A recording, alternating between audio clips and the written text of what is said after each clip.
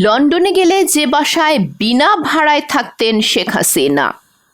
বাংলাদেশের ধন কুবের সালমান এফ রহমানের ছেলে শায়ান ফজলুর রহমান। তিনি ব্রিটিশ রাজার হাত ধরে 2007 সালে প্রতিষ্ঠিত দাতব্য সংস্থা ব্রিটিশ এশিয়ান ট্রাস্টের উপদেষ্টা কাউন্সিলের চেয়ারম্যান।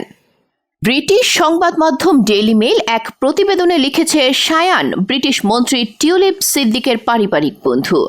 টিউলিপের খালা শেখ হাসিনা লন্ডনে এলে শায়ানের 13 লাখ পাউন্ডের অর্থাৎ যা কিনা প্রায় 20 কোটি টাকার বাড়িতে বিনা ভাড়ায় থাকতেন।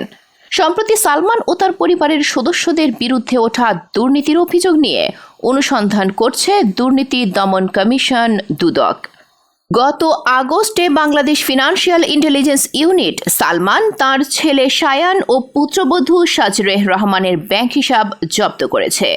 যদিও শায়ানের এক মুখপাত্র বলেন, শায়ানের জন্ম যুক্তরাজ্যে, তিনি একজন ব্রিটিশ নাগরিক ও আন্তর্জাতিক ব্যবসায়ী।